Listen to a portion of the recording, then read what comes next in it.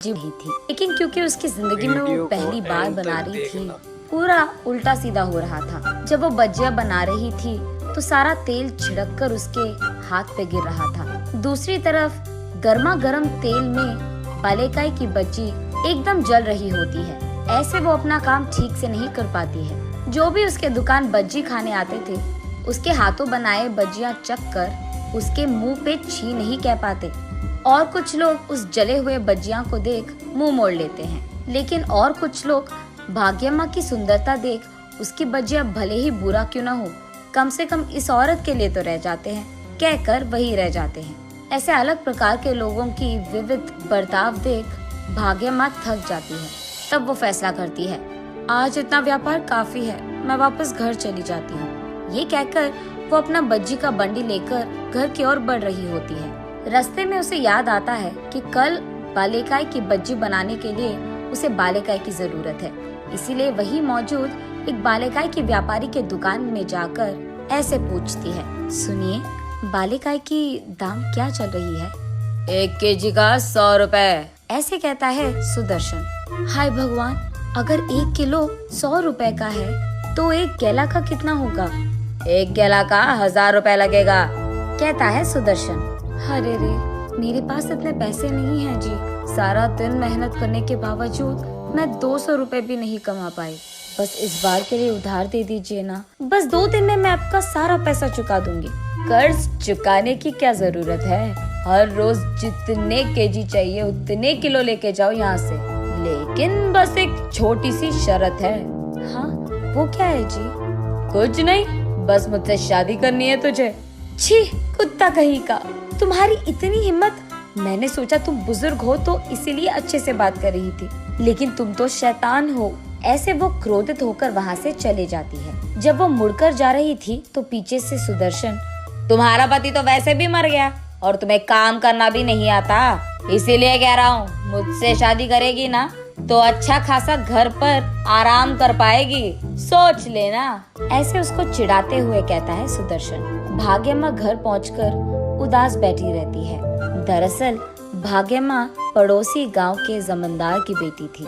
उस गांव के जमींदार का एक राइस मिल रहता था। उसमें मौजूद सारे कूली का एक अधिकारी कूली था। उसका नाम भूपति है। एक दिन भूपति जमींदार के पास आकर ऐसे कहता है, साहब, एक छोटी सी बात करनी थी। बोलो भूपति, क्या हुआ? साहब, वो त्योहार आ रहा है तो बहुत सालों से आप बस बचा हुआ राइस दे रहे हैं इन कूलियों को, इसीलिए कम से कम अगर इस साल आप उनके पैसे दे दे तो वो खुशी से त्योहार मनाएंगे अपना। हाँ, तुम लोग जो काम कर रहे हो उसमें ये राइस देना ही बहुत ज्यादा है और तुम लोगों को पैसे भी चाहिए। तुम सोचते क्या हो अपने आप को? मुझे बता रहे हो कि इनको क्या देना है और कब देना है? तुम्हारी इतनी हिम्मत, कूली साला। साहब, हमको जितने पैसे आने थे हम वही पूछ रहे हैं, आपसे कुछ लूट तो नहीं रहे हैं ना? आपको ऐसे खामखा जुबान चलाने की क्या जरूरत थी? तुम मुझे जवाब दे रहे हो? तुम्हारी इतनी हिम्मत! वो भूपति को जोर से लात मारता है। तब भूपति उड़कर कूली सारे जहाँ बैठे थे वहाँ जाकर गिरता है। तब भूपति बहुत क्रोधित होता है और तुरंत राइस मिल में सारा काम बंद करवाता है। सारे कूलियों को राइस मिल के बाहर बिठाकर, जब तक वेतन नहीं तब तक काम नहीं, एक भी बस्ता अंदर नहीं जाएगा और अंदर का एक भी बस्ता बाहर नहीं जाएगा। और क्योंकि ये लोग उस सारा दिन वहीं पर बैठे थे, जमींदार को नीचे उतरना ही पड़ा। सबको जितना कूली के पैसे देने थे वो दे देता है। तब सभी भूपति की प्रशंसा करने लगे। भाग्यम्मा की नजर बहुत पहले से ही भूपति पे थी। उसके सारे अच्छे काम भाग्यम्मा को बहुत पसंद आते थे। इस हादसे के बाद तो भाग्यम्मा सीधा भूपति के पास जाकर, मुझसे शादी करोगे? ऐसे पूछती है। भूपति थोड़ा सोचकर, अगर तुम मुझसे शादी करोगी तो तुम्हें ये गांव छोड़कर आना पड़ेगा, क्योंकि तुम्हारा परिवार मुझे कभी नहीं मानेगी और उन्हीं के सामने तो हम रह नहीं सकते, तो जाना ही पड़ेगा। तो फिर क्या तुम्हें मंजूर है? ऐसे पूछता है भूपति। तुम जहाँ हो मैं भी वहीं। अब से मेरी जिंदगी सिर्फ तुम्हारे साथ। तब ये दोनों उस गांव छोड़कर ये गांव आते हैं। दोनों बहुत दिन बहुत अच्छे से जीते हैं और क्योंकि भाग्यम्मा बड़े घर की बेटी थी, भूपति उसे यहाँ कोई काम करने नहीं देता था। वो भी लाड़ों से उसका देखभाल करके बहुत प्यार करता था। एक दिन उनके घर के पास मौजूद बांध टूट जाता है और इसी कारण सारे गांव में बाढ़ आ जाता है। उस दिन आए हुए बाढ़ में बहुत सारे लोग घायल हो जाते हैं और खो जाते हैं। उनमें से एक था भूपति। और बस उस दिन के बाद से भाग्यम्मा की कष्टाएं शुरू हो गई। किसी को भी उस गांव में नहीं पता था कि भूपति कहाँ पे है, लेकिन भाग्यम्मा उस गांव के चारों ओर घेरे हुए सारे जंगलों में जाकर अपने पति को ढूंढने लगती है। लेकिन कहीं भूपति ना दिखाई देने के कारण वो अकेले ही अकेले बहुत रोती थी और कुछ ना कर पाने के कारण वो उस गांव के अधिकारी के पास जाकर उसके पति को ढूंढने के लिए निवेदन करती है, लेकिन कोई भी उसकी बात नहीं सुनता है। ऐसे कुछ दिन रोते रोते उसके घर पे ही बैठे रहती थी, लेकिन बाद में फैसला करती है कि तब तक उसे अपने आप को संभालना होगा। भूपति के आने के इंतजार में उसको कोई काम करके पैसे कमाना था। तब से वो हर रोज कोई नया काम ढूंढ लेती थी।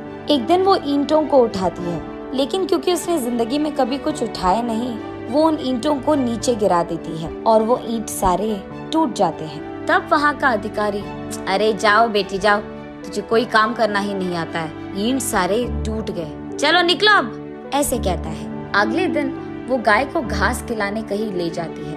तब उनमें से एक बछड़ा बिछड़ जाता है। तब वहाँ का अधिकारी भी, नहीं होगा बेटी तुमसे ये काम, जाकर कोई और काम ढूंढ लो, जाओ, ऐसे कहकर उसे वहाँ से बेच देते हैं। और आज ऐसे होता है। घर पे बैठे भाग्यश्री जब अचानक ऊपर देखती है तो उसे देवता की मूर्ति दिखाई देती है। उस मूर्ति के पास जाकर वो ऐसे रोती है, एक ही बार में मुझे ऐसे मुश्किलों में डालना था क्या? क्या इसी दिन देखने के लिए मुझे बचपन से लाड़ों से पाला गया?